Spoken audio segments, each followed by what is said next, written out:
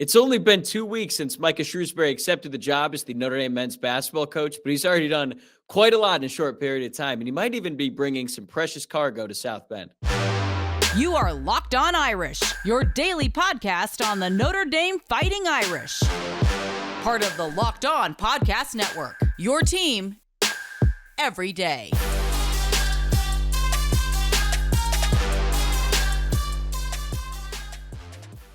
Welcome to Locked On Irish. It is Wednesday, April 5th, and thank you for making this your first listen of the day. As always, this show is available on YouTube and wherever you get your podcasts, so whether you're watching or listening, please take a moment to subscribe on your favorite platform. My name is Tyler Wojciak, and I am the host. I'm a Notre Dame alum and producer for college football talent at Fox Sports HQ in LA. And in today's episode, we're going to talk about Micah Shrewsberry's first couple weeks on the job as the new Notre Dame men's basketball coach. He was officially introduced in a big, elaborate press conference at the end of last week, and there's a few really interesting sound bites that I want to get to. Plus, he's already been extremely active behind the scenes on the recruiting trail, so we'll get a sense of what Notre Dame's current roster is now and what it could be in the future. But I want to start with the press conference because I watched the whole thing, and Micah won it going away. So hang the banner. It's back-to-back years where Notre Dame hired a big-time coach in their athletic department, and they won the press conference emphatically. So there we go, folks. That's it. That's the podcast. In all seriousness, I was really impressed by Micah. He was cracking jokes throughout. He said all the right things. But he was also really insightful about his philosophy, his personality as well, and what he's going to do at Notre Dame, or at least what he wants to do, I should say. There's a few quotes in there that really stand out, but this one stands out far above the rest. So let's take a listen. People ask, why did you come here? What drew you back? And home is a big part of it. All right, I get a chance to see my family now. But the other thing is, and I truly believe this, you can win the national championship here. You can win the national championship here, and that's what we're going to do. That's what we're going to fight for every single day. Now, I know that's what you're supposed to say as the new head basketball coach of any program, but it just felt different with him. And now I'll admit that part of that has to do with what we just saw in the most recent NCAA tournament in men's basketball. Like, is Notre Dame going to be UConn? I think that is probably a stretch to say right now, but could Notre Dame be Florida Atlantic? I think so. Could Notre Dame be San Diego State?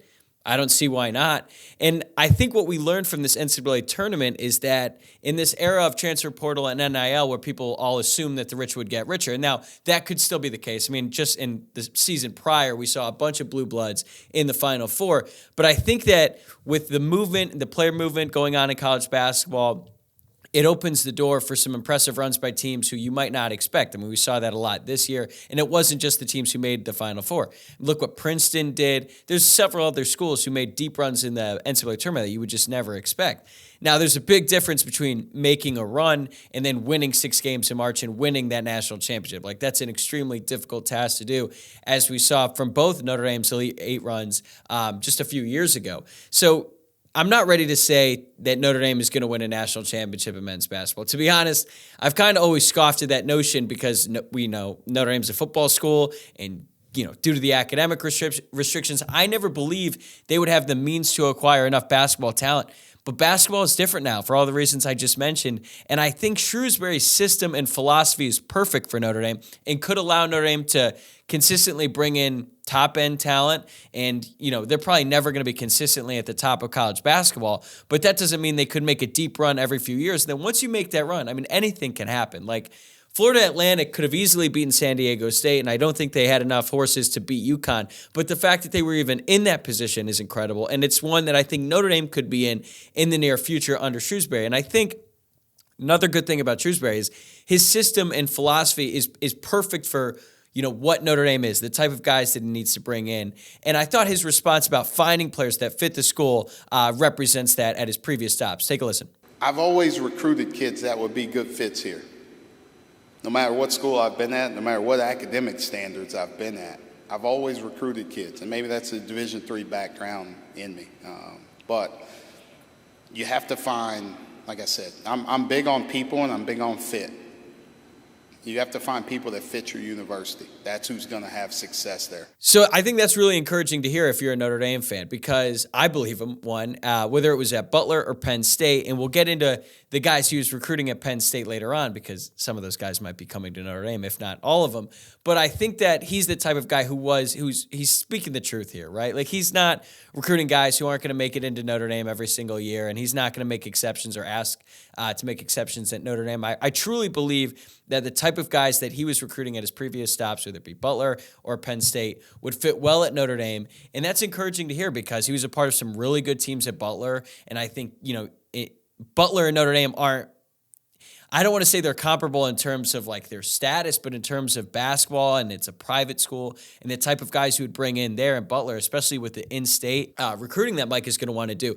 I think it's actually pretty reasonable that a lot of the guys that he's recruited in the past would fit well at Notre Dame, and that is obviously going to be important for him as he gets acclimated to the new school, because even though he was recruiting similar guys, it's just a totally different ballgame. Like, you're getting kids to come into South Bend, Indiana to play at a school where they are second fiddle. They're not the main thing on campus, even if they are big-time athletes. But it's funny because he might be cool with that. So here's what he had to say about playing second fiddle to the football program, because I think this was really insightful. Every Saturday, sitting on the couch, like, I'm not lying about that. You can ask my parents. They're sitting right over there. I was watching all the time, and I love it. I love being at a place that has great football. I can't wait to be there on Saturdays watching and cheering, being at practices.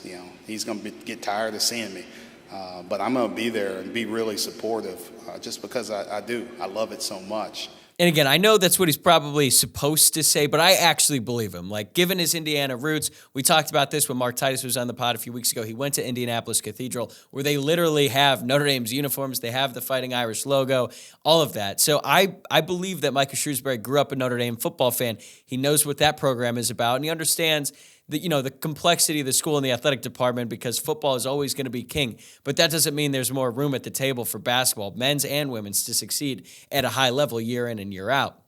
And when you have that cohesiveness between all these programs, I think it just makes the school better, makes all the teams more exciting. It seems like with Freeman and then Micah Shrewsberry and then Neil Ivey coaching the women's team, those are three really not only great coaches, but great personalities, great representatives of the school. And I think that should be really exciting for Notre Dame fans. But as for the actual basketball that's going to be played at Notre Dame here in the next few years, I thought Micah's comment about defense was actually really surprising.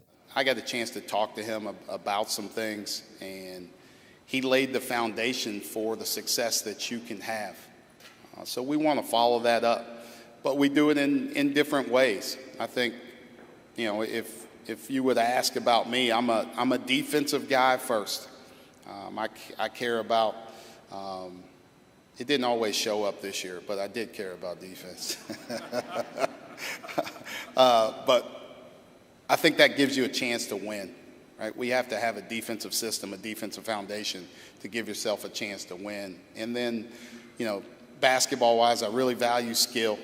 I really value guys that can dribble, pass, and shoot. The guys that can think the game and can play on their feet and can think on their feet and can make decisions really quickly. See, my guy's cracking jokes already. He's already winning the room. And I don't know if I'm fully sold on him being like a defense-first guy, especially when you look at the rebounding stats from Penn State last year. They weren't the prettiest. And then again, they were very efficient on offense. They were 9th in the country in 3-point field goal percentage, and they were really entertaining to watch. And if you watch them during the NCAA tournament run, you saw what I'm saying. And even the Big Ten tournament, they made a great run there before they lost to Purdue in the Big Ten Conference Championship. But look, either way, I'm really excited about Micah Shrewsberry. I don't know if we're saying, hey, national championships on the way or anything, but he's the exact kind of guy you want representing the men's basketball program, and especially after Mike Bray, 23-year run, absolutely beloved dude on campus, and then brought the program to new heights that we haven't seen in decades.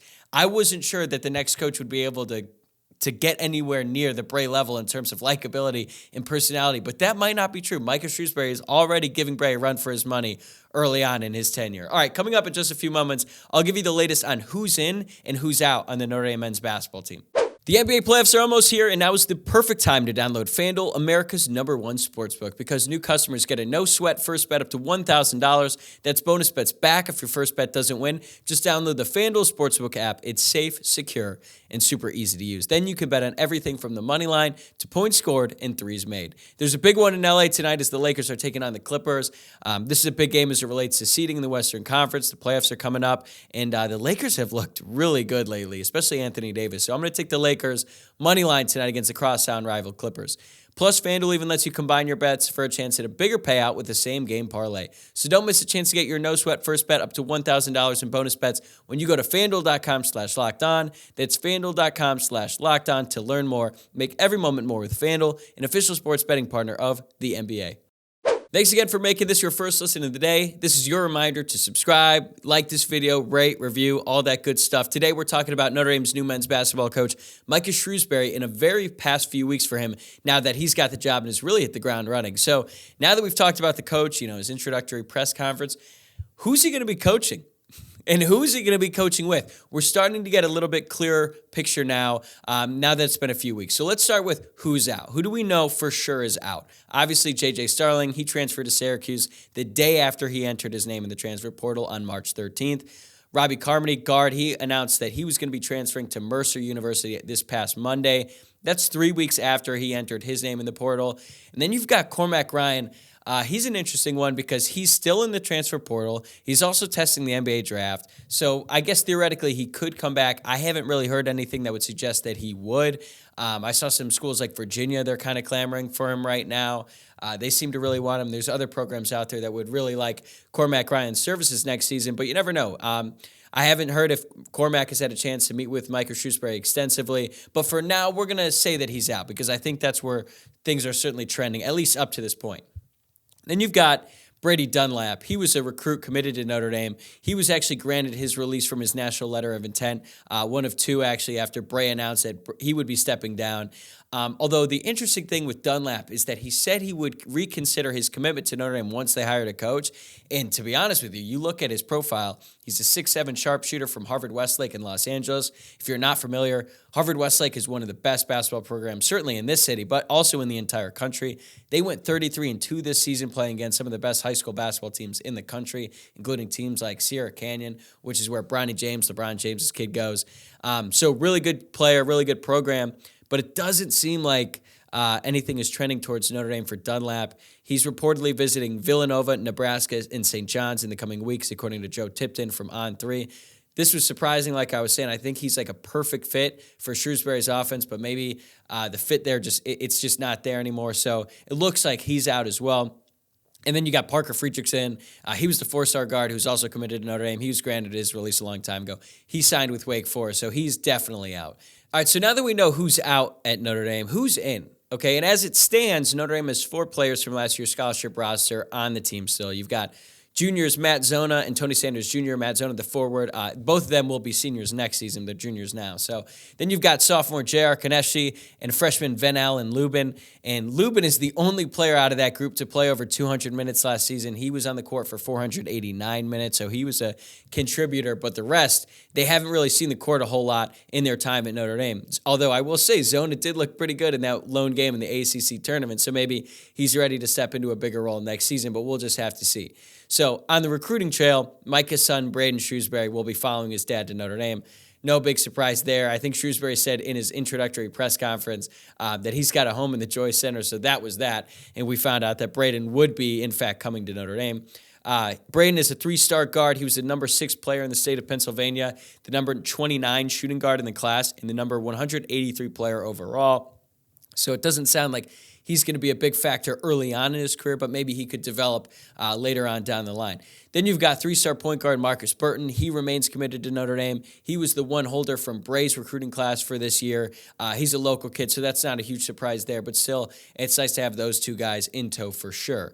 And then for the staff, we got an update that the former director of recruiting at Penn State named Brian Snow, he's going to be following Shrewsberry to Notre Dame. He was actually a former national recruiting analyst for 24/7 Sports. And then Tim Priester from Irish Illustrated reported that assistant coach Aki Collins will be coming to Notre Dame as well to be a part of that staff. Now, Notre Dame was hoping that Adam Fisher would come as well. He was an assistant coach on the staff at Penn State, but he is actually now the head coach at Temple. So there's still a lot more work to be done as it pertains to the roster at Notre Dame. Like I was saying, there's only 4 holdovers from the previous season. Most of them haven't really played or made much of an impact. But I think it is really encouraging that they've already got Braden for sure coming to Notre Dame, and then they've got Marcus Burton, who remained committed. Having those guys on the roster, like, again, they're not going to make a huge impact early on, but considering where Notre Dame was just a few weeks ago, where it looked like they were only going to have one single recruit in the class, now to be here, and we're starting to get more updates on the staff as well. And I think something we're learning about Shrewsberry very early on is that people just like him. They like playing for him. They like coaching with him. They like being around him. And I think that's really encouraging to hear and see if you're a Notre Dame fan because, like I was saying earlier with Mike Bray, that was a great component of him and his personality. But now with Shrewsberry, it's a different flavor. And I think he's got some serious momentum now as it pertains to the roster. But now that we know who's in and who is out at Notre Dame, it sounds like there might be a lot more talent coming to South Bend very soon. So coming up in segment 3, is Micah Shrewsberry really going to bring his entire recruiting class from Penn State to Notre Dame? So after Micah Shrewsberry announced he'd be leaving Penn State to come to Notre Dame, all 3 players in Penn State's class for 2023 asked and were granted their release from their national letter of intent. And then in the days that followed, 3 out of the 5 players from the class of 2022 put their names in the transfer portal. And I'm not saying that Notre Dame is going to land all of these guys, but expect the Irish to land several of them here in the near future. We already know about Micah's son, Braden. I went over that. That was to be expected. But what about the rest of this group? So the headliner here is 4-star power forward Kerry Booth. He was just released from his letter of intent this week, and he's expected to head elsewhere. Elsewhere is, presumably, Notre Dame. Booth has received 3 separate crystal balls to Notre Dame in the past week. And I've realized that I've said the term crystal ball multiple times here on this podcast. I've never really explained what it is. It's basically on 247, one of the major recruiting sites for both basketball and football. When they say crystal ball, it's when one of their recruiting analysts put in a prediction for one player to pick a certain school. And usually they don't do that. Now, I say usually because the credible ones wait until they get some serious intel, whether it be a silent commit or just some really good sourcing, that player will pick a certain school. They'll put in a crystal ball, and they're not always perfect, but way more often than not, if a person gets crystal ball to a school, especially by some of the top guys in the industry, I know in football, Steve Wiltfong, like if he puts in a crystal ball for a player, to me that's raps. Like that player is going to that school, and I won't really hear otherwise. But in this case, for Kerry Booth, he's received 3 separate crystal balls to Notre Dame in the past week, including one from Tom Loy from Irish Illustrated, who's usually really on this stuff, and Tyler Calville-Russo, who is the 24/7 rep from Penn State. So some more background on Booth. He's a 4-star power forward out of New Hampshire. He's listed as 6'8", 205 pounds, and is the number 16 power forward in this class, but the number 73 player overall. So that's a big-time recruit. Now, it's not like Duke or Kentucky levels, but that's pretty big for Notre Dame. And his father, Calvin Booth, played for 11 years in the NBA, and he's currently the general manager of the Denver Nuggets. So plenty of basketball IQ in that family. And if we're looking at the scouting report, here's what Ada Finkelstein, the director of scouting, had to say. He said, quote, Booth is a long-term stock. He's not ready to dominate a game into several areas that need to be addressed before he's college ready. But long-term, there are a lot of markers for future success. The crux of the upside is based on the combination of size and skill. At 6'9", he can already stretch the floor and projects as someone who could continue to become more consistent as a floor spacer. Is he 6'9"? Is he 6'8"? I don't really know. Whenever there's these high schoolers, like in football and basketball, their heights and weights are always skewed. So I don't know. If he's 6'9", great. Either way, this would be a big-time pickup for Notre Dame, and it sounds like they're going to be able to get him here pretty soon. And let's just be honest, Notre Dame hasn't had a ton of guys in recent years who are this tall, this athletic, this smart, and this would be a really big pickup for Notre Dame. And I understand that even if he does commit to Notre Dame, even whether or not he plays early, he's definitely not going to be a finished product. He's clearly got a long way to go in terms of his development. But this is the type of raw ability you want on the roster. Like, Notre Dame just needs some dudes. I remember after the Kansas State after Kansas State beat Kentucky in the recent NCAA men's tournament, their basketball coach said after the game, they just had more dudes than Kentucky. And you know what? He was right. Now, that's crazy to say because Kentucky always has dudes. I mean, just look at the NBA. Half of the stars in the league were once Kentucky Wildcats. But that's really what it comes down to sometimes. And Notre Dame has had some really skilled players, some really smart players, but they haven't always had a ton of dudes. But when they did have them, guys like Jerry Grant, guys like Pat Connaughton, guys like Demetrius Jackson, they went really far in the tournament, so they need more guys like Booth in tow at Notre Dame to be successful and make deep tournament runs. Another name to keep an eye out for is Logan Imes. He's also been crystal balled to Notre Dame. He's a 3-star combo guard out of Zionsville, Indiana. This one makes sense. Zionsville, if you're not familiar, that's just north of Indianapolis, so he's not far from Notre Dame, but he's not the biggest guy. He's 6'4", 175 pounds, but he's listed as the number 7 player in Indiana. And as we know, Indiana has some really great high school basketball. He was the number 26 guard in his class, the number 190 player nationally. So again, not expecting Imes to come into Notre Dame and start dominating right away, but this would be another great pickup for Notre Dame and someone who fits a system. I mean, this dude can shoot.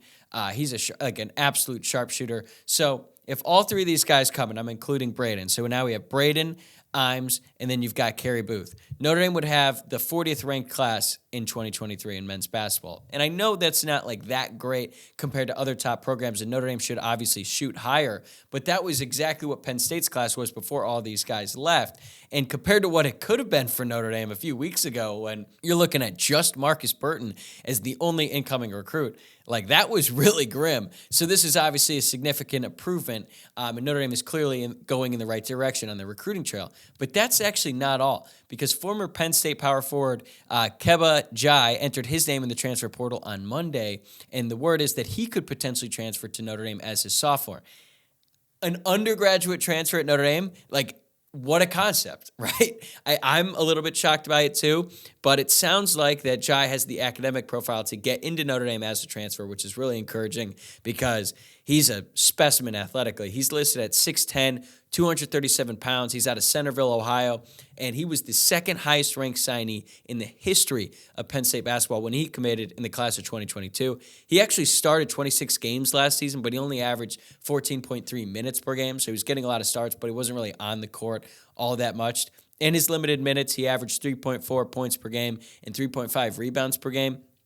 But this is another guy who's very athletic and he's a great interior defender that could make an impact right away at Notre Dame because he's already played college basketball for a year. He's still very raw, though. He's still got a long way to go, and Notre Dame hasn't actually got him to sign in the dotted line and come to Notre Dame. But it sounds like they're already in the process of getting him to come there, and this would be huge if they were able to sign 3 new recruits plus Marcus Burton, who is the holdover from Bray, and then they add Keba Jai in the transfer portal. That's a great start. Now, Micah Shrewsberry still has a really long way to go, and even if Notre Dame is able to land all of these guys, next year is still going to be about rebuilding. But I'm really impressed by the momentum for the program, and don't get me wrong, they need a lot more. They need several grad transfers to round out the roster next season, but this turnaround is already moving much faster than I anticipated it would a few weeks ago when we weren't sure if Shrewsberry was actually going to come to Notre Dame. We were thinking, like, are they going to have to sign a mid-major coach? Because odds are that coach isn't bringing in a super talented recruiting class with him in the case of Shrewsberry. But Notre Dame is here now, and I think it's really exciting. And the most important thing in all of this might just be the excitement. Like, there's a real buzz around the program that, frankly, we haven't experienced since the second Elite Eight run in 2016. Like, that run in the tournament a couple years ago when they won the play-in game and then they beat Alabama in the first round, that was exciting, and we were all looking forward to this year, and then it just completely fell off. But maybe that was fool's gold now, looking back. But that's exciting for this school, this team, the players, staff, everyone involved with the basketball team and the university, really. I'm just really excited for college basketball season to get started, even though it literally just ended a couple days ago. I think there's a lot of reasons to be excited about this team and this program, and that's a byproduct of what Micah Shrewsberry has done and what he's been able to accomplish in just over 2 weeks on the job. All right, that's a wrap for this episode of Locked On Irish. Thanks again for making this your first listen of the day. On the way out, remember to subscribe to the show on YouTube or wherever you get your podcasts, and give us a follow on Twitter at Locked On Irish, on Instagram at Locked On Irish Pod, and my personal Twitter account at Tyler Wojciak. That's at Tyler, Wojciak. For your second listen, check out our brand new podcast, Locked On College Basketball. Even though the season's over, experts Isaac Shade and Andy Patton bring you everything you need to know on and off the court. Plus, hear from big-name experts, coaches, and players throughout the basketball landscape. That's Locked On College Basketball, available on YouTube and wherever you get your podcasts. I'll see you guys tomorrow.